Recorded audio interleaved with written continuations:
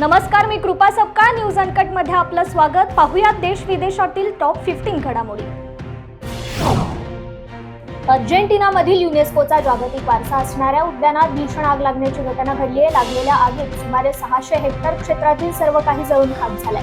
आग विझवण्याचे सर्व प्रयत्न अयशस्वी ठरत असून आता ही आग जवळपासच्या 2 शहरांमध्ये पोहोचली असून त्यामुळे जीवित आणि मालमत्तेला होणारा धोका वाढलाय. आग आटोक्यात येत नसल्याचे अर्जेंटिनाच्या आपत्कालीन विभागाकडून सांगण्यात आलंय. यासोबतच सतत वाहणारे वारे आणि तापमानामुळे या आगीवर नियंत्रण मिळवणे आणखी कठीण झालंय. पाकिस्तान सध्या आर्थिक संकटात अडकलाय. अशातच पाकिस्तानने मदतीसाठी आता चीनचे दरवाजे ठोठावले. पाकिस्तानमध्ये सध्या रोख रकमेचा तुटवडा निर्माण झालाय. हे पाहता पाकिस्तानने शी जिनपिंग यांच्या सरकारकडे $2 अब्ज कर्जाची मागणी केली आहे. अनवर उल हक अख्तर सध्या पाकिस्तानचे काळजीवाहू पंतप्रधान म्हणून काम पाहत आहेत. चीन हा पाकिस्तानचा जवळचा मित्र असल्याचे गेल्या काही दिवसात दिसून आले आहे. इराण आणि पाकिस्तान या 2 देशातील तणाव वाढला असून पाकिस्तानातून होणाऱ्या दहशतवादी कारवायांना रोखण्यासाठी काही दिवसांपूर्वी इराणने पाकिस्तानच्या हद्दीत घुसून सर्जिकल स्ट्राईक केला होता. या घटनेनंतर 4च दिवसात इराणमध्ये अज्ञात बंदूकधाऱ्यांनी पाकिस्तानी नागरिकांवर गोळीबार केला. या गोळीबारात 9 जणांचा मृत्यू झालाय तर अनेक जण गंभीर जखमी झाले. इराणमधील पाकिस्तानी दूतावासांनी या घटनेला दुजोरा दिलाय. या घटनेने दोन्ही देशातील तणाव आणखी वाढलाय. आर्थिक आघाडीवर सातत्याने मार खात असलेल्या पाकिस्तानची फुसकेबार बोलण्याची वृत्ती अद्यापही कायम असल्याचे सूचित करणारे विधान त्या देशाचे हंगामी पंतप्रधान अनवरुल हक काकर यांनी केले. इराणला पाकिस्तानने ज्या प्रकारे उत्तर दिले आहे त्यावरून भारतालाही स्पष्ट संदेश दिला गेला असल्याची दरपोक्ती त्यांनी केली आहे. अरब न्यूज रिपोर्टने दिलेल्या एका बातमीनुसार एका वाहिनीला दिलेल्या मुलाखतीत काकर म्हणाले की काही दिवसांपूर्वी पाकिस्तानच्या हद्दीत रॉकेट डागून इराणने पाकिस्तानच्या हवाई हद्दीचे उल्लंघन केले होते. अशा स्थितीत इराणला प्रत्युत्तर देण्याखेरीज अन्य कोणता पर्याय आमच्याकडे नव्हता. आम्ही हे प्रत्युत्तर देऊन भारत आणि पूर्ण विभागाला एक कठोर संदेश दिलाय. पाकिस्तानातील संकटे थांबण्याचं नाव घेत नाहीयेत. आधीच महागाईमुळे आर्थिक संकट आलेलं आहे आणि आता अशातच पाकिस्तानच्या पंजाब प्रांतात निमोनियाने कहर केला. या भागात गेल्या 3 आठवड्यांमध्ये निमोनियामुळे तब्बल 200 पेक्षा अधिक लहान मुलांचा मृत्यू झाल्याची माहिती समोर आली आहे. समुद्रामार्गे व्यापार करणाऱ्या जहाजांवर वारंवार हल्ले केले जात आहेत. एडनच्या खाडीत समुद्रात एमव्ही मार्लिन लुआंडा नावाच्या जहाजावर मिसाईलने हल्ला झाल्याची घटना घडली. हे व्यापारी जहाज असून या जहाजात 22 भारतीय आणि 1 बांगलादेशी नागरिक असल्याची माहिती मिळाली आहे. या हल्ल्यापासून बचाव करण्यासाठी व्यापारी जहाज मार्लिन लुआंडाने INS विशाखापट्टणम कडून मदत मागितली आहे. एडनच्या खाडीत एमव्ही मार्लिन लुआंडावर क्षेपणास्त्र हल्ल्याच्या वृत्तानंतर नौदलाने मदत पुरवली असल्याचं भारतीय नौदलाने म्हटलंय.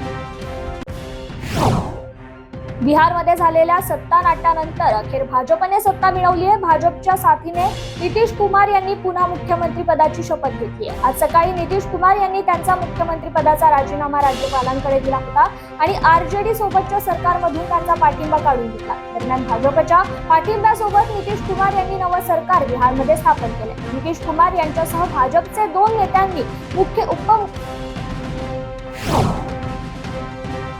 खगोलशास्त्रज्ञांनी नव्या प्रकारच्या महाकाय लाल ताऱ्याचा म्हणजेच रेड जायंट स्टारचा शोध लावलाय. आपल्या मिल्की वे नावाच्या आकाशगंगेच्या केंद्राजवळच या ताऱ्याचा शोध लावण्यात आलाय. ब्रिटनमधील हार्टफोर्डशायर युनिव्हर्सिटीच्या नेतृत्वाखाली मिल्की वे मधील सुमारे 1 अब्ज ताऱ्यांच्या अभ्यासासाठी 10 वर्षे मोहीम राबवण्यात आली होती. त्यामध्येच या ताऱ्याला शोधण्यात आलंय.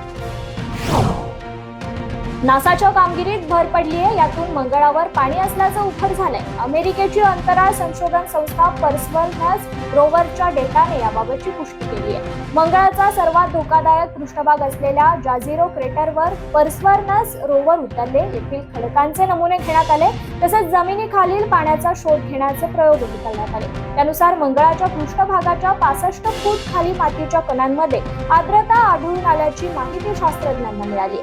जाझिरो क्रेटर या मंगळाच्या पृष्ठभागावर पूर्वी एक मोठा तलाव होता. त्यामुळे मंगळावर कधी जीवसृष्टी असेल तर त्याची चिन्हे जीवाश्मांच्या रूपात सापडण्याची आशा शास्त्रज्ञांना आहे. फ्रेंच अब्जाधीश बर्नार्ड अर्नाल्ट यांनी इलॉन मस्क यांना मागे टाकत जगातील सर्वात श्रीमंत व्यक्ती होण्याचा मान पुन्हा मिळवला. फोर्ब्सच्या रिअल टाइम बिलिनियर यादीमध्ये ही माहिती देण्यात आली आहे. अर्नाल्ड यांची संपत्ती $207.8 अब्ज इतकी झाली आहे. त्याच्या संपत्तीत $23.6 अब्ज वाढ झाली आहे. त्यामुळे त्यांनी $204.5 अब्ज संपत्ती असलेल्या इलॉन मस्क यांना मागे टाकलंय. वेस्ट इंडिजने तब्बल 27 वर्षांनी ऑस्ट्रेलियाला त्यांच्या घरच्या मैदानावर कसोटीत पराभूत करून इतिहासाची पुनरावृत्ती केली. ऑस्ट्रेलिया आणि वेस्ट इंडिज यांच्यातील 2 सामन्यांच्या कसोटी मालिकेतील दुसरा सामना ब्रिस्बेन मधील गाबावर खेळला गेला. या सामन्यात वेस्ट इंडिजने यजमान ऑस्ट्रेलियाचा 8 धावांनी पराभव केला. वेस्ट इंडिजकडून मालिकेत पदार्पण करणाऱ्या शामर जोसेफने शेवटची विकेट घेत आपल्या संघाला विजयाकडे नेले.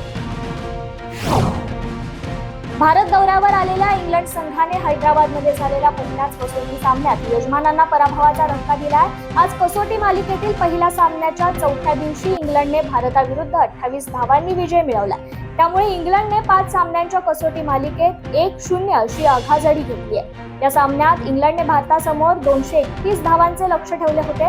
या लक्ष्याचा पाठलाग करताना भारतीय संघाचा दुसरा डाव 69.2 षटकात 202 धावा संपुष्टात आल्या.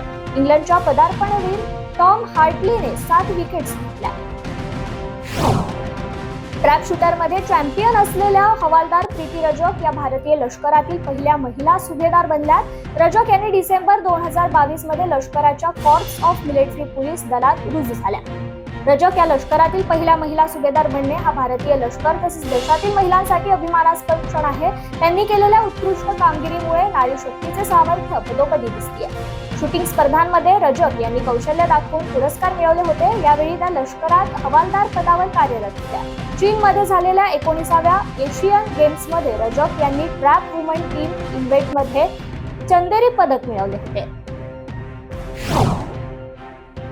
बिग बॉस 17चा विजेता आज घोषित होणारे काही तासातच बिग बॉसला नवा विजेता मिळणार आहे. बिग बॉसच्या 17व्या सीझनच्या अंतिम फेरीत अंकिता लोखंडे, अभिषेक कुमार, मुनव्वर फारुकी, मन्नारा चोप्रा आणि अरुण माशेट्टी यांच्यामध्ये हा सामना असणार आहे. या 5 जणांपैकी एक बिग बॉसच्या 17व्या सीझनचा विजेता ठरणार आहे.